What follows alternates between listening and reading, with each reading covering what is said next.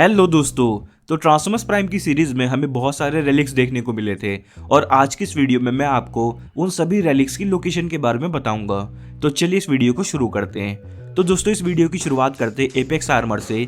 इस शो में ये बताया गया था कि एपेक्स आर्मर असल में अंटार्कटिका में मिला था और वो भी अंटार्कटिका के नॉर्दर्न पार्ट में, जहाँ पे ऑप्टिमस प्राइम जब अंटार्कटिका पहुंचते हैं तो वहाँ पे वो देखते हैं कि पहले ही इंसानों ने एपेक्स आर्मर ढूंढ लिया है और उसी बीच ऑप्टिमस प्राइम और ड्रेडविंग के बीच में लड़ाई हो जाती है और इन्हीं दोनों की लड़ाई के बीच में स्टार स्क्रीम वहां से एपेक्स आर्मर ले लेता है। और इसके बाद हम बात करते हैं फेस शिफ्टर की। असल में फेस शिफ्टर न्यूयॉर्क के सबवे टनल में मिला था और उसके बाद बम्बल भी इस फेस शिफ्टर को यूज करता है। फिर हम बात करते हैं रीसोनिक ब्लास्टर की। तो असल में रीसोनिक ब्लास्टर साउंड वेव को मिला था, लेकिन वो जो लोकेशन होती है वो इस शो में नहीं बताई जाती है, लेकिन इस बात के हाई चांसेस है कि ये जो लोकेशन है वो असल में अमेरिका के कैलिफोर्निया के पास है। इसके बाद हम बात करते हैं स्टार सेवर की। तो दोस्तों अगर आपने वो एपिसोड बहुत गौर से देखा होगा तो स्टार सेवर को सबसे पहले डिसेप्टिकॉन ढूंढ लेते हैं और उसके बाद डिसेप्टिकॉन एक अननोन सिग्नल ऑटोबॉट्स को भेजते हैं ताकि ऑटोबॉट्स कंफ्यूज हो जाए और वो सिग्नल होता है चाइना का। लेकिन उसके बाद रैचेट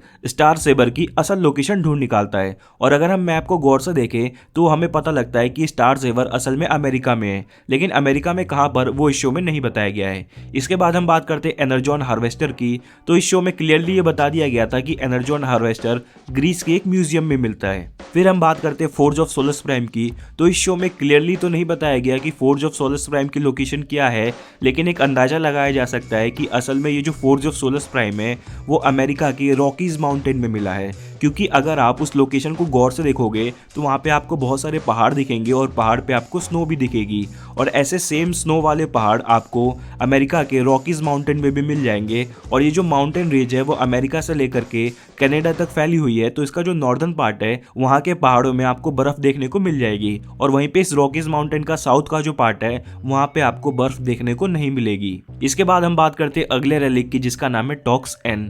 तो इस शो में ये बताया गया था कि टॉक्स एन वोल्केनो के पास मिलता है, लेकिन ये नहीं बताया गया कि वो लोकेशन क्या होती है। बस ये बताया गया था इस शो में कि वो जो टॉक्स एन है वो असल में इक्वेटर के पास मिला है।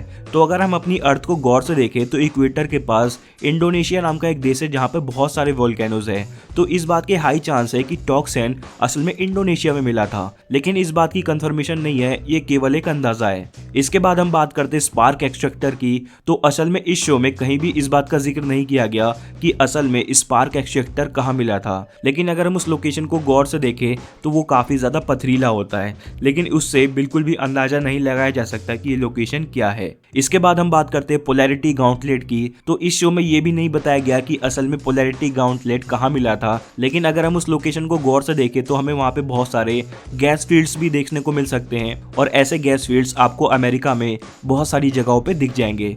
तो हो सकता है कि पोलैरिटी गाउंटलेट अमेरिका में ही किसी जगह पे मिला हो, लेकिन इस बात की भी कोई भी कंफर्मेशन नहीं है। इसके बाद हम अपने अगले रैली की बात करते हैं जिसका नाम है इमोबिलाइजर। तो इमोबिलाइजर हार्वेंजर शिप पे होता है जिसे कि अरेक्नेड ढूंढ निकालती है और जो हार्वेंजर शिप है वो असल में एक अननोन लोकेशन पे क्रैश हो गया था, लेकिन हमें इस शो में कहीं नहीं बताया जाता कि वो लोकेशन क्या है। हम केवल एक गैस कर सकते हैं कि ये लोकेशन भी अमेरिका की रॉकीज माउंटेन की है, क्योंकि मैंने आपको बताया था कि रॉकीज माउंटेन का जो नॉर्थ का पार्ट है वहाँ के पहाड़ों में मेनली बर्फ़ है, लेकिन जो साउथ का पार्ट है वो बहुत ज़्यादा चट्टानी है और वहाँ पे आपको बिल्कुल भी बर्फ़ देखने को नहीं मिलेगी। तो हो सकता है कि ये लोकेशन रॉकीज माउंटेन के साउथ के पार्ट की हो, जो कि अमेरिका के साउथ वेस्ट में पड़ता है। इसके बाद हम बात करते हैं ओमेगा कीज की। तो जो पहली ओमेगा की थी उसको ढूंढने के लिए स्मोक स्क्रीन और आरसी एक पिरामिड के पास जाते हैं जो कि काफ़ी हद तक गीज़ा के पिरामिड जैसा दिखता है, लेकिन इस शो में ये क्लियरली नहीं बताया गया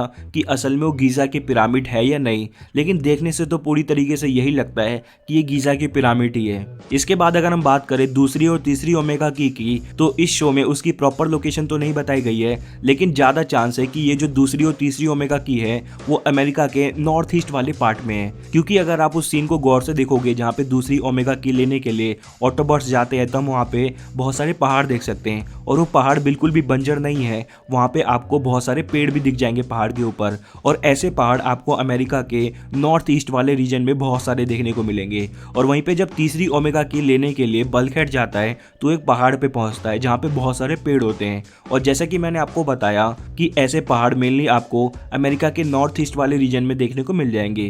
तो इस बात की हाई चांस है कि जो दूसरी और तीसरी ओमेगा की थी वो असल में अमेरिका के नॉर्थ ईस्ट वाले रीजन में ही होगी। और इसके बाद अगर हम बात करें चौथी ओमेगा की तो इस शो में ये बता ही दिया गया था कि जो चौथी ओमेगा की है वो असल में स्मोक स्क्रीन के अंदर होती है। तो दोस्तों बस इस वीडियो में इतना ही। अब अगर आपको वीडियो पसंद आई है तो मेरी इस वीडियो को लाइक ज़रूर कीजिएगा, और अगर आपको लगता है कि मैंने किसी रैली को मिस कर दिया है तो मुझे कमेंट में ज़रूर बताइएगा। Thanks for watching this video. मिलते हैं आपसे अगली वीडियो में, तब तक के लिए बाय।